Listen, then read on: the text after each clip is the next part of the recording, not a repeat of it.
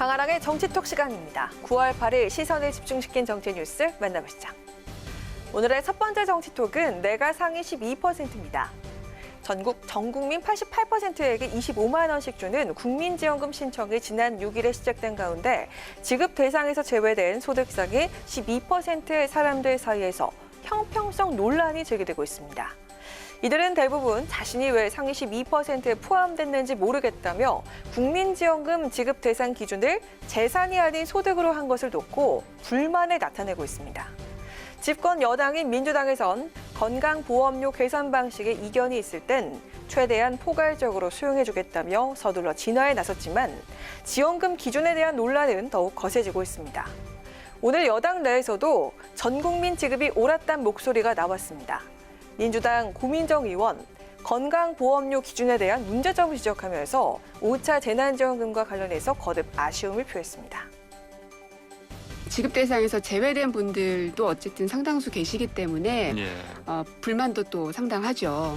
그래서 이의제기 접수가 좀 있지 않을까 싶고요. 그래서 납득 가능한 범위 안에서는 좀 최대한 구제가 이루어졌으면 하는 바람입니다. 건강보험료를 기준으로 하다 보니까 불만들이 생기는 거거든요.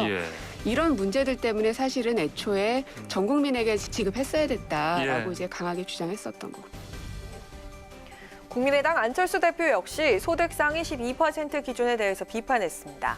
안 대표는 스스로를 중산층이라고 여기던 분들이 벼락 상류층으로 신분이 상승했다는 사실을 확인하면서 너무 어이없고 놀랍다는 반응이라며 멀쩡한 직장 오래 다니기만 해도 상류층이 되는 세상, 우리가 생각했던 중산층은 붕괴됐다고 꼬집었습니다. 재난지원금 이왕 줄 거면 다 주는 게 맞다. 피해층 집중 지원이 맞다. 아직도 의견이 분분한데요. 언제나 말 많고 탈 많은 국민지원금 선별 지원. 88%와 12%의 기묘한 비율은 과연 장고 끝에 악수둔격이 될까요? 이어서 오늘의 두 번째 정치톡은 기회공화국으로입니다.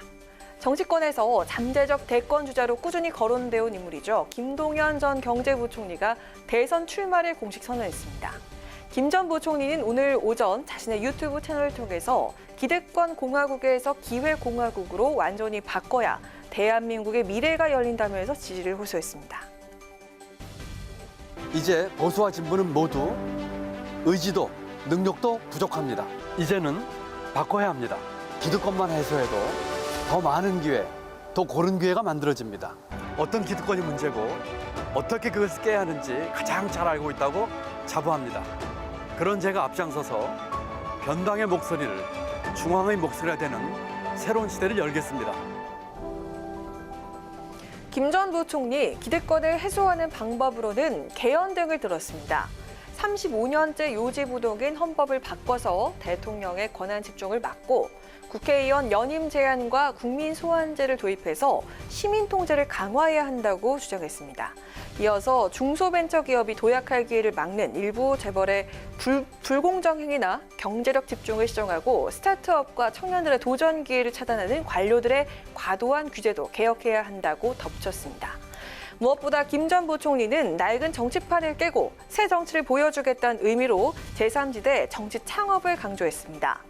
대한민국을 기회공화국으로 만들기 위해 정치 스타트업을 창업한다면서 조직도 돈도 세력도 없지만 정치판 기존 세력과 맞서는 스타트업을 시작한다. 새로운 10년 조용한 혁명을 이루겠다고 밝혔습니다. 여야의 경선 절차가 본격화되면서 제3지대 인물들도 속속 대선 가도에 뛰어들고 있습니다. 안철수 국민의당 대표는 추석 연휴를 전후로 대선에 뛰어들 것이라는 전망이 나오고 있고요. 또 지난 서울시장 보궐선거에서 안 대표와 제3지대를 구축했던 금태섭 전 의원도 공개 행보를 시작했습니다. 여야의 대선판이 요동치고 있는 지금 아래로부터의 반란을 강조해온 김동연 전 부총리는 과연 제3지대 새로운 정치 세력화에 성공할 수 있을까요? 지금까지 강아랑의 정치톡이었습니다. 안녕하세요. 강아랑입니다. 더 많은 정치 뉴스를 보고 싶으시면 화면 오른쪽을 눌러서 구독해 주시기 바랍니다. 항상 저희 국회 방송 뉴스엔을 시청해 주셔서 대단히 고맙습니다.